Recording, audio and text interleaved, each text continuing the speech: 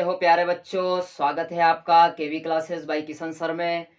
मैं किशन विश्वकर्मा आज आपके लिए लाया हूं अध्याय 1 वास्तविक संख्याएं प्रश्नावली 1.2।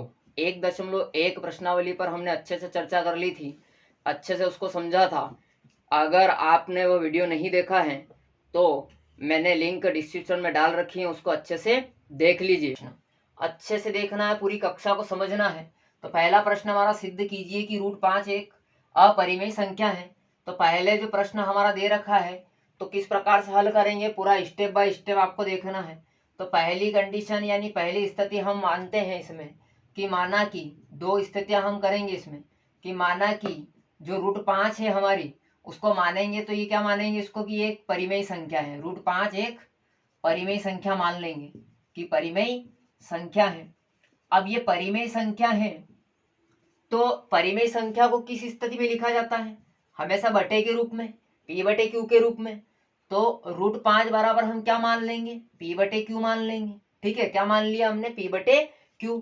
जहां p और q क्या है हमारे, p और q हमारे क्या है, सभाज्य है, संख्या है, सभाज्य संख्या है। ठीक है, ये हमने मान लिया। अब देखो कि अगर वो पूछ रहा है परिमेय संख्या हमने माना है, अपरिमेय सिद्ध हमें करना है, परिमेय संख्या हमने फर्स्ट स्थिति में माना है।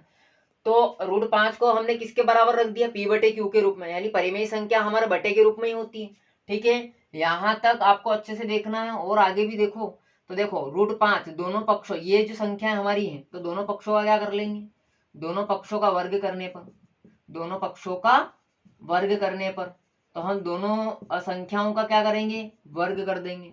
तो √5 का भी वर्ग कर देंगे, स्क्वायर कर देंगे, और p/q का भी स्क्वायर कर देंगे। जब इसका स्क्वायर से ये जो रूट है वो कट जाएगा तो बचेगा क्या, केवल 5 बचेगा, बराबर इधर p स्क्वायर स्क्वायर जो ये कोष्टक हटाएंगे तो दोनों के ऊपर अलग अलग स्क्वायर लग जाएगा, p के ऊपर भी और q के ऊपर भी। q क्या यहाँ पर है हमारा, बटे में है, तो इसको 5 की तरफ ले लेते हैं। तो क्या हो जाएगा, 5q² बराबर क्या हो जाएगा, p²।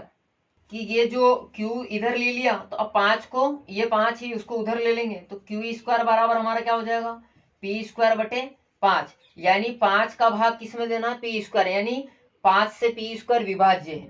तो हम क्या लिख देंगे कि जो p² है हमारा, p² 5 से विभाज्य है। अगर ये विभाज्य या विभाजित है तो इस स्थिति में p भी क्या होगा, p जो है केवल p भी क्या होगा, 5 से विभाज्य होगा। क्या होगा, विभाज्य होगा। अब ये तो हमारी देखो फर्स्ट कंडीशन हो गई है कि क्या हमने किया, दोनों पक्षों का वर्ग किया, और दोनों पक्षों का वर्ग करने के बाद हमने क्या किया, ये कंडीशन हमारे पास आ गई। यानी जो p है हमारा ये किससे विभाजित है, 5 से विभाज्य है। ठीक है, अंत में हमें आ गया। अब स्थिति हम सेकेंड की, ठीक है। अब स्थिति सेकंड में क्या होगा, फर्स्ट स्थिति अच्छे से देख लीजिए, सेकंड स्थिति की बात करते हैं यहाँ पर। तो स्थिति सेकंड पर हम चलते हैं। तो स्थिति सेकंड में क्या होगा, देखो यहाँ प्रोसेस हमने क्या करी और वहां हमें क्या करना है, अच्छे से ध्यान रखना है। यहाँ हमने देखा कि अंत जो आया हमारा कि p भी 5 से विभाज्य होगा। ठीक है, अब देखो यहाँ अगर हम देखें स्थिति सेकंड में तो अगर ये विभाज्य है तो गुणनखंड भी हो सकता है। तो p का एक गुणनखंड क्या हो जाएगा, एक गुणनखंड 5 है हमारा। अब p का एक गुणनखंड 5 है तो यानी p बराबर क्या, 5m। अब m क्यों रखा, m क्या है हमारा, एक पूर्णांक है। ठीक है, m एक पूर्णांक है। अब ये m हमारा एक पूर्णांक हो गया। अब ये जो p आया है हमें यहाँ इस p का मान का रखना इक्वेशन फर्स्ट में। अब इक्वेशन फर्स्ट क्या है, या तो ये ले लो या ये ले लो, कौन सी भी ले सकते हैं हम। ठीक है, तो इसको ले लिया मैंने कि 5q² बराबर p²। तो यहाँ पर हम क्या करेंगे, p का मान हम रख देंगे। तो 5q² बराबर p का मान p² दे रखा तो 5m का स्क्वायर। ठीक है, अब हम यहाँ क्या करेंगे, m की वैल्यू निकालेंगे। काय की वैल्यू निकालेंगे, m की। तो देखो 5q² बराबर 5 5 25 m²। अब m की वैल्यू निकालना तो ये किधर जाएगा, इधर आ जाएगा। तो यहाँ पर देखो कि 5q² बटे में 25 बराबर में m²। इसको काटेंगे, 5 एकम 5 तो कितना निकलेगा, केवल क्यू बचेगा ऊपर, और यहाँ बटे में कितना 5 बराबर में कितना एम स्क्वायर। यहाँ पर यह हमारी स्थिति सेकंड हो गई कि जो पूर्णांक की वैल्यू आई वो क्यू स्क्वायर अपॉन में 5 आई, ठीक है। एम स्क्वायर, एम का स्क्वायर हटाएंगे तो फिर √5 में आना है। तो इससे क्या सिद्ध होता है कि स्थिति प्रथम या पहली कंडीशन और सेकेंड से क्या हो रहा, P बटे क्यू जो है हमारा वह कौन सी संख्या है, P बटे क्यू अपरिमेय संख्या है। कौन सी संख्या निकली है, अपरिमेय संख्या है। तो इस स्थिति में तो 5√5 भी क्या होगा हमारा, अपरिमेय संख्या होगी, अपरिमेय संख्या होगी, ठीक है। तो अच्छे से समझना है, ये इस प्रकार से पूरा हमने √5 एक अपरिमेय संख्या है, इसको सिद्ध कर लिया। देखो साथियों, हम दूसरे प्रश्न पर बात करते हैं। दूसरा प्रश्न हमारा दे रखा है, सिद्ध कीजिए कि 3 + 2√5 एक अपरिमेय संख्या है। अब इसको किस प्रकार से करेंगे, अभी जो पहला प्रश्न किया था उसी की तर्ज पर हमें करना है, कोई अलग से युक्ति लगाने की जरूरत नहीं है। पहले हम क्या करेंगे, जो मान लेंगे कि माना कि 3 + 2√5 एक परिमेय संख्या है। हमने क्या मान लिया इसको कि ये परिमेय संख्या है। अगर ये परिमेय संख्या है तो परिमेय संख्या को किसके रूप में लिख सकते हैं, P बटे क्यू के रूप में। तो 3 + 2√5 बराबर हम किसके तुलना कर लेंगे, इसकी P बटे क्यू से। यानी बटे वाली जो संख्या होती है हमारी परिमेय संख्या होती है, इससे हम क्या कर लेंगे, तुलना कर लेंगे, ठीक है। जहां हमारे P और Q क्या है, सभाज्य संख्या है, सभाज्य संख्या है, और यहाँ Q बराबर नहीं है 0, यानी जो Q है वह 0 के बराबर नहीं है। अब इसके बाद हमें क्या करना है, पूरी जो पहले प्रश्न वाली जो प्रोसेस है वो की वही करना है, हमें कोई अलग से नहीं करना है।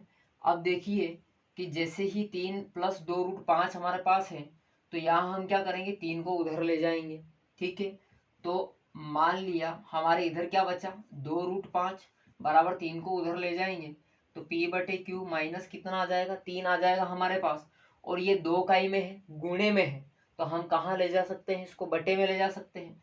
तो इधर केवल क्या बचेगा, √5, और 2 को हमने ले लिया बटे में, तो 2Q माइनस 3। अब हमें करना क्या है कि इस 2Q का जो गुणा है हमें इस 3 में करना है, ठीक है। एलसीएम लेना है तो कितना हो जाएगा, P माइनस 2 तिया 6Q बटे में 2Q। अब ये √5 बराबर P माइनस 6Q अपन में 2Q आया। तो अब क्या लिखेंगे कि हम जानते हैं अभी पहले वाले जो इससे पहले वाले सवाल में जो हमने किया था तो उसमें √5 एक अपरिमेय संख्या निकली थी। तो हम जानते हैं कि √5 एक अपरिमेय संख्या है। कौन सी संख्या है, अपरिमेय संख्या है। अब ये √5 जो हमारी एक अपरिमेय संख्या है तब क्या होगा कि तब ये P माइनस 6Q अपॉन में 2Q भी क्या होगा, एक अपरिमेय संख्या होगी, अपरिमेय संख्या होगी। अब आप देखो ये √5 भी हमारे अपरिमेय संख्या है, ये वाली भी अपरिमेय संख्या है, तो क्या ये पूरी अपरिमेय संख्या नहीं होगी क्या, बिल्कुल होगी। तो इस प्रकार से हम लिख देंगे कि अतः 3 + 2√5 भी एक अपरिमेय संख्या होगी, अपरिमेय संख्या होगी। यानी इसको मैंने पूरा ऐसा कठिन तरीके से नहीं, बहुत ही आसान तरीके से समझाया आपको, ठीक है। पहले 2 सवाल हमने किए हैं उसमें भी यही बताया था कि अपरिमेय संख्या हमें सिद्ध करना है कि अपरिमेय है या नहीं है, तो इसमें भी हमें यही बताना है।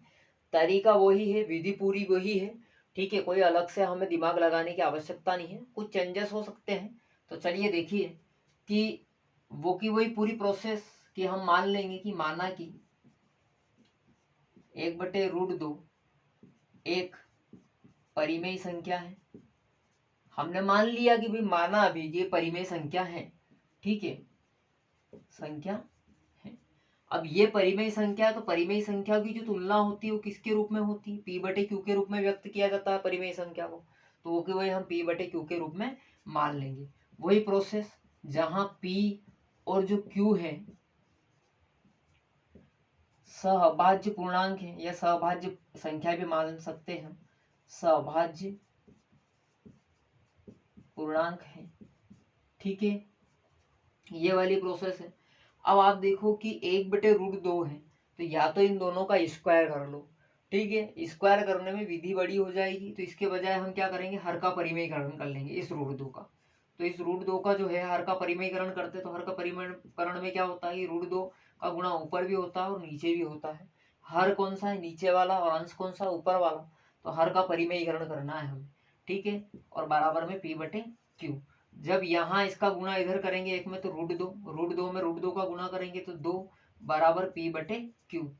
ये 2 काई में है, बटे में है, तो हम कहाँ ले जाएंगे, इधर ले जाएंगे तो काई में हो जाएगा, गुणे में हो जाएगा, तो √2 बराबर कितना हो जाएगा, 2p अपॉन में क्यू। यहां तक हो गया है।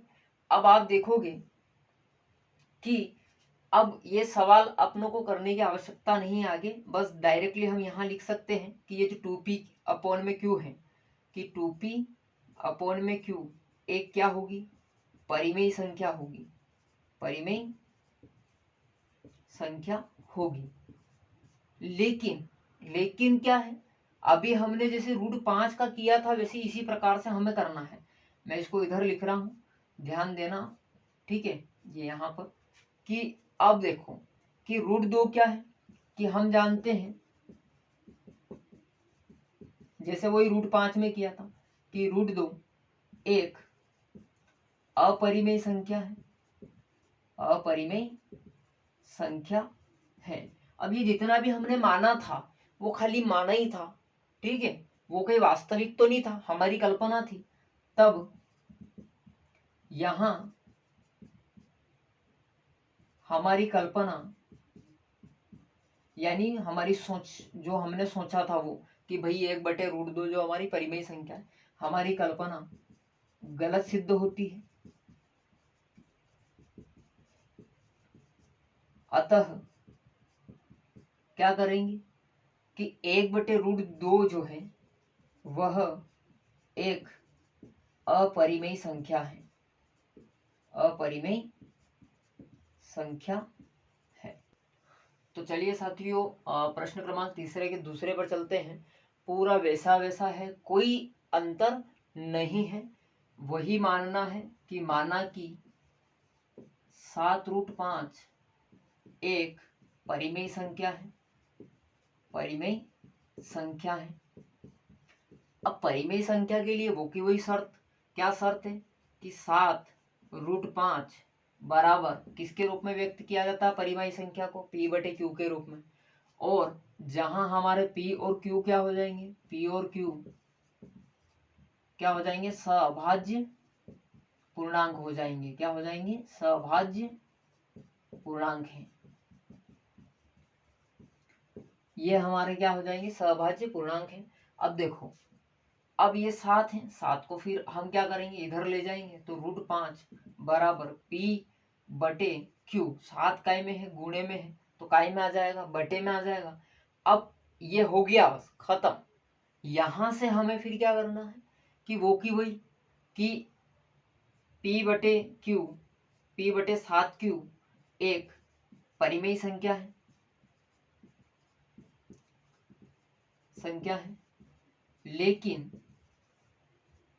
लेकिन यहां पर √5 जो है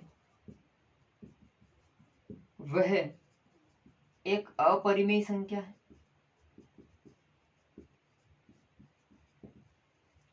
अब ये हमारी कौन सी अपरिमेय है, तब हम क्या कहेंगे, अतः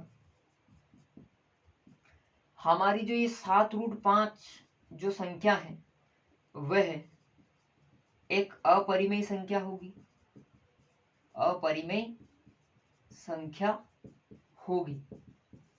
इससे आसान तरीका आपको कहीं नहीं मिलेगा, बहुत शॉर्ट और बहुत ही आसान तरीका मैंने बताया आपको। तो अगले प्रश्न क्रमांक तीसरे के तीसरे पर बात करते हैं। वो कि वही विधि है, कोई अलग नहीं है, वही हमें 6 + जो √2 है हमें बताना है कि अपरिमेय संख्या है, ये सिद्ध करना है। तो चलिए कि हम यहाँ क्या करेंगे कि माना कि प्रोसेस पूरी वो की वही कि माना कि 6 प्लस √2 एक क्या हो जाएगी हमारी परिमेय संख्या है। अब परिमेय संख्या के लिए वो की वही शर्त 6 प्लस √2 बराबर P/Q, जहां P और Q क्या हो जाएंगे हमारे सभाज्य पूर्णांक हैं। ठीक है, पूरा तरीका वो का वही है। अब ये जो 6 है प्लस का, ठीक है, ये 6 जो प्लस का है उधर ले जाएंगे तो काई का हो जाएगा माइनस का P/Q माइनस 6। अब √2 बराबर ये जो Q है Q का मल्टीप्लाई 6 में यानी एलसीएम होगा तो कितना हो जाएगा ये P माइनस 6Q। 6 का मल्टीप्लाई या Q का मल्टीप्लाई दोनों में एक करो तो आना 6Q ही है। ठीक है, बटे में हमारा क्या हो जाएगा Q। अब आप देखोगे कि ये जो P है कि P माइनस 6Q अपॉन में Q एक क्या हो जाएगी हमारे परिमेय संख्या है, परिमेय संख्या है। परंतु हम जानते हैं कि क्या है √2 एक अपरिमेय संख्या है, अपरिमेय संख्या है। अब ये जो अपरिमेय संख्या हमारी है तब क्या होगा, तो ये तो इसके साथ ही है ना, तो अतः क्या करेंगे हम कि 6 प्लस √2 एक अपरिमेय संख्या होगी, संख्या होगी। इस आशा है आज की कक्षा में आपको आनंद आया होगा, जो भी हमने समझाया वो समझ में आया होगा। पढ़ने के साथ साथ आप नोट्स भी साथ में बनाते रहिए जिससे आपको कोई परेशानी ना हो। हमारे पास लिखे हुए होंगे तो हम कभी भी देख सकते हैं। और भी पढ़ाई से संबंधित आपको कुछ अगर डाउट अगर होते हैं तो हमारे कमेंट बॉक्स में लिखिए, जिसका सॉल्यूशन आपको जल्द से जल्द मिल सके। धन्यवाद।